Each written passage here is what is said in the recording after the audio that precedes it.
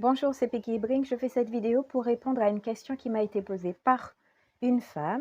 Donc, je ferai tout d'abord une réponse intuitive personnalisée pour cette personne et je vous donnerai aussi à la fin des conseils plus génériques pour les autres personnes qui regarderont cette vidéo. Donc, je vais vous lire sa problématique.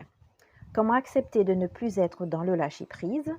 Je me suis laissé vivre une belle expérience, mais elle s'est terminée et je suis en manque et n'arrive pas à accepter et reste bloquée malgré mes efforts.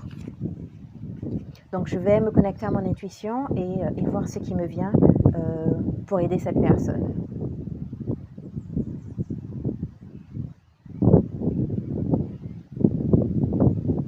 Donc je vois que la chose qui m'est venue en fait intuitivement, c'est que cette relation, tu avais fondé beaucoup d'espoir dans cette relation. Je sens même quelque chose de l'ordre de la famille. Tu avais investi énormément, que ce soit en termes d'énergie, d'émotion, de sentiments. Et en fait, tu voyais, c'est une relation que tu voyais durer. En tout cas, tu souhaitais qu'elle dure. Ce que je vois aussi, en fait, par rapport à ce problème que tu n'arrives pas à tourner la page en fait et à avancer, c'est aussi parce que bien sûr il y a ces regrets par rapport au fait que tu as le sentiment de ne pas avoir réussi à concrétiser un projet qui te tenait à cœur, qui est ce projet de fonder une famille, d'avoir un couple qui dure sur le long terme.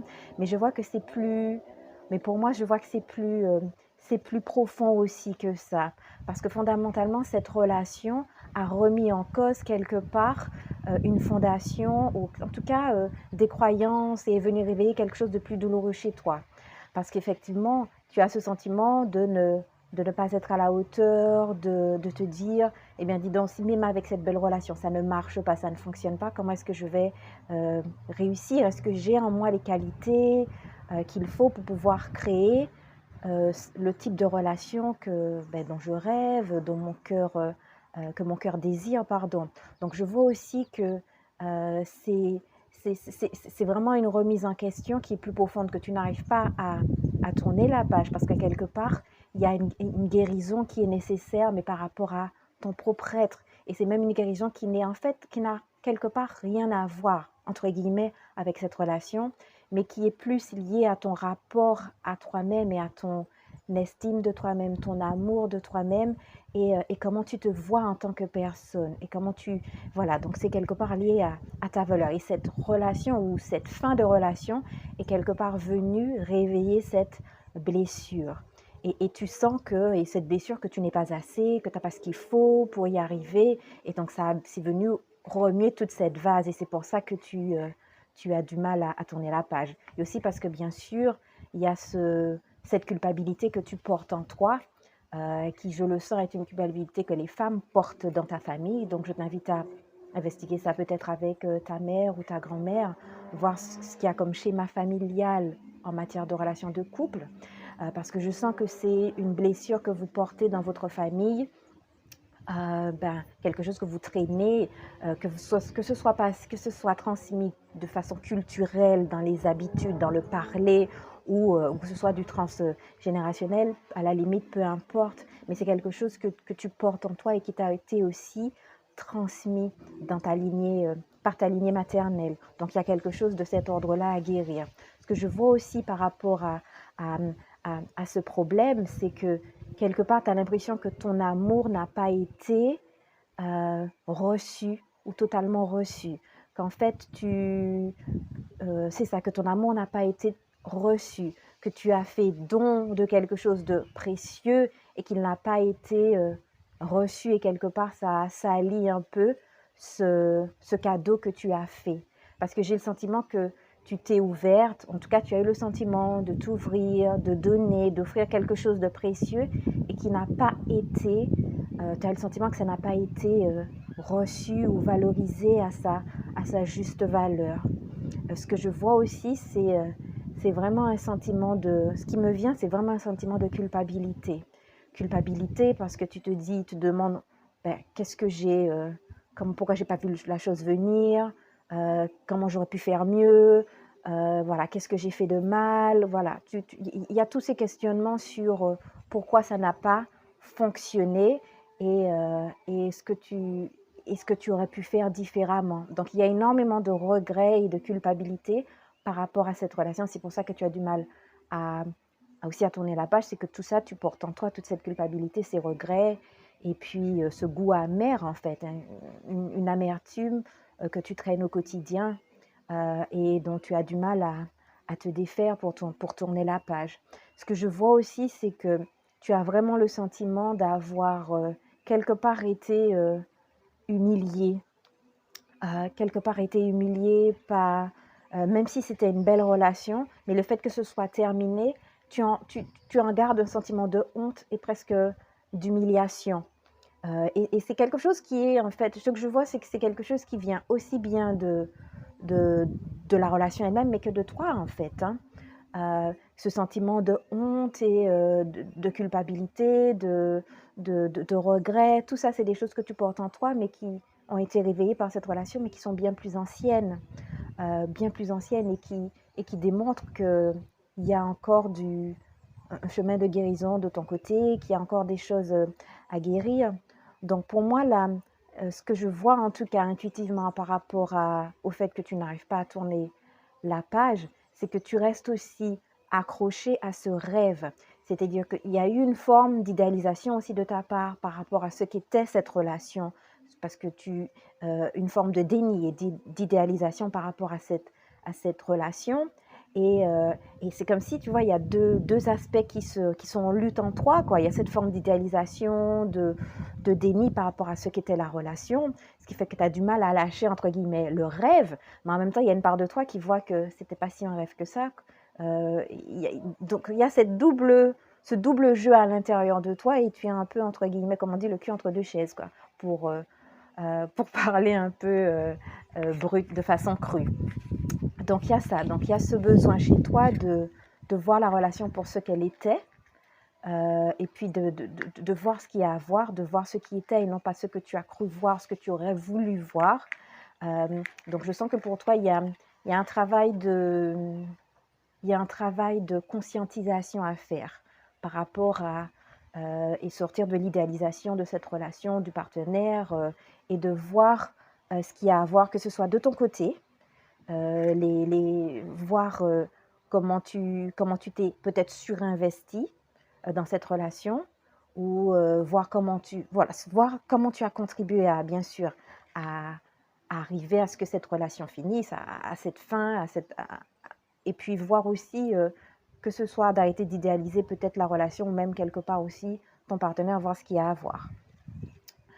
Et donc descendre et puis conscientiser ce qu'il y a, ce qu'il y a à conscientiser par rapport à cette relation et apprendre. Donc moi, je te donne un conseil. Je vais voir ce qui me vient intuitivement comme conseil pour toi supplémentaire.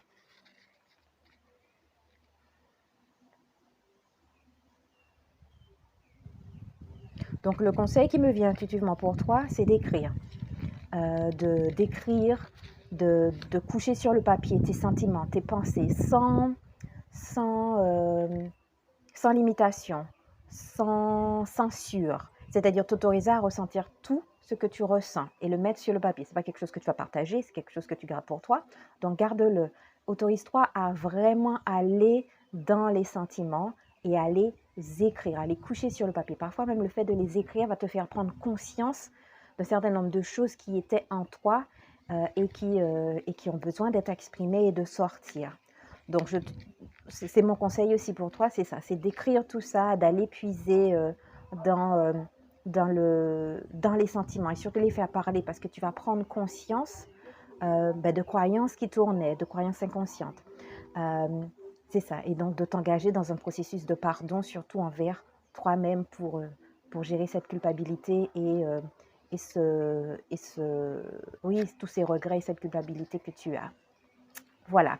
Alors, concernant les personnes qui regarderont quelque chose de plus générique, même si effectivement le fait d'écrire ces sentiments, ça fait toujours du bien parce que ça permet d'exprimer. Vous voyez, quand on passe par des moments difficiles, c'est absolument important de ne pas bloquer les sentiments et de les laisser s'exprimer de façon sécurisante, entre guillemets, sécurisée, pardon.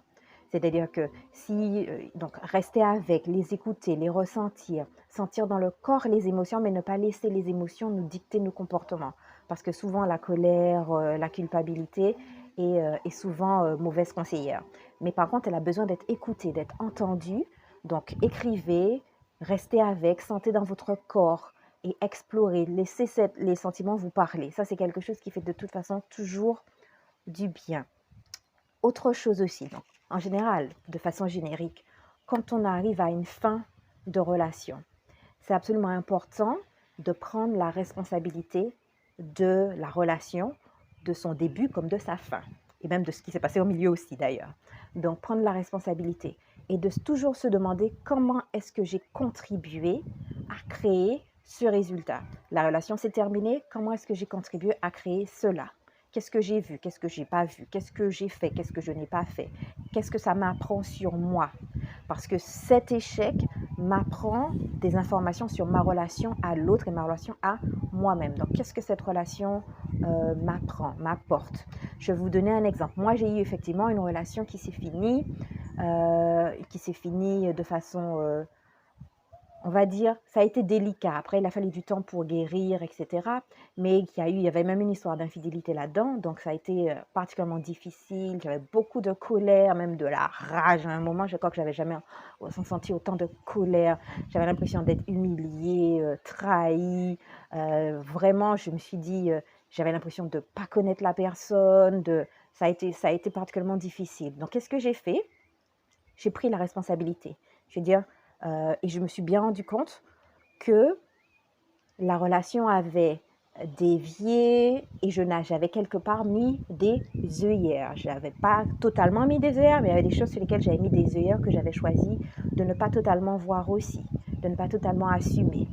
Et puis il faut voir aussi que certaines relations ne sont pas faites pour durer. Et il faut en avoir conscience. Même si c'est une belle relation, certaines relations sont juste là pour venir nous apporter des informations, nous permettre d'avancer. Il y en a qui durent 20 ans, 30 ans, et il y en a qui durent 1 an, 2 ans, 6 mois. Voilà. Donc il faut aussi comprendre ça, que tout n'est pas fait pour durer. Ce n'est pas parce que ça s'est fini que c'est un échec. Donc, donc moi, j'ai dû faire tout un travail de pardon. J'ai fait un soin énergétique qui m'a beaucoup aidé aussi, par rapport surtout au niveau du chakra cœur, parce que j'avais l'impression d'avoir une crevasse, un gouffre au niveau de la poitrine, au niveau de la poitrine. Et donc, j'ai fait un soin énergétique qui m'a fait beaucoup du bien. Mais ça, c'est vraiment, on va dire que c'est temporaire. Ça permet d'avoir une respiration, mais ça ne remplace pas un vrai travail personnel et une introspection personnelle par rapport à la relation.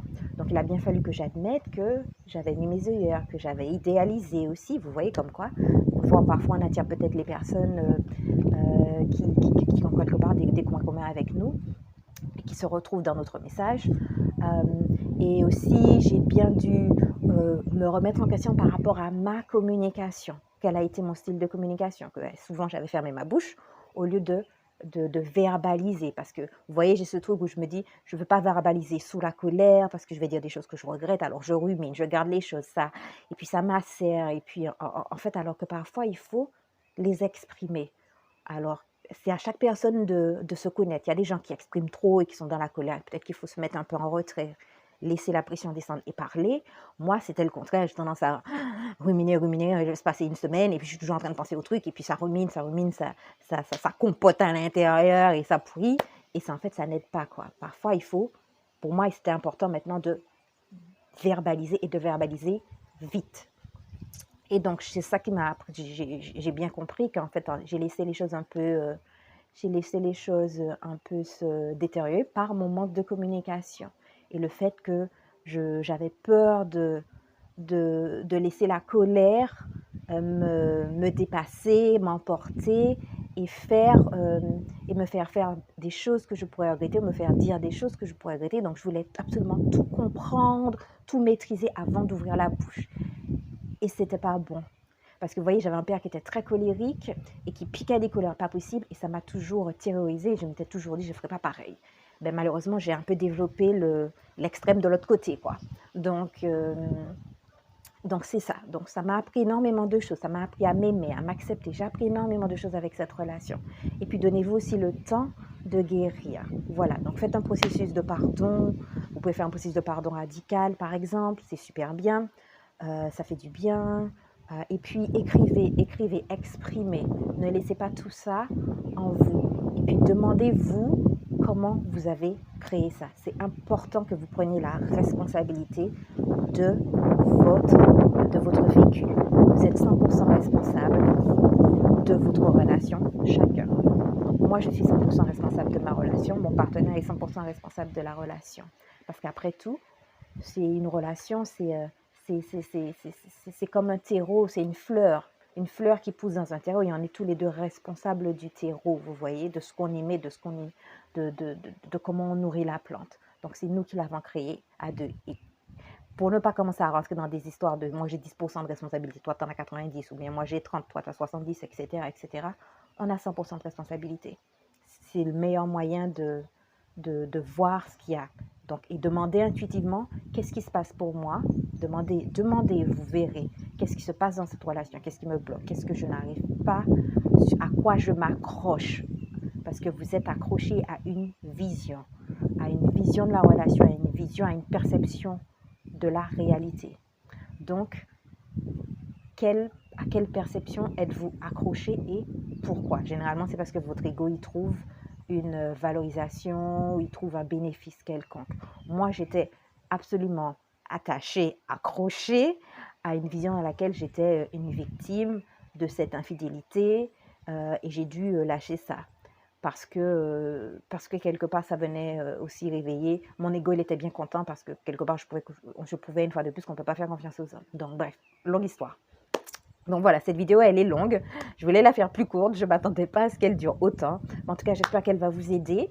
Et puis, je vous dis à très bientôt. Si vous avez des questions, des problématiques, vous pouvez me les envoyer par message privé. Et je ferai de mon mieux pour essayer de vous donner une réponse personnelle intuitive. Voilà, ok. Et bien sûr, elle sera, comme vous l'avez vu, anonyme. Je ne donnerai pas votre nom. Allez, portez-vous bien. Bye bye.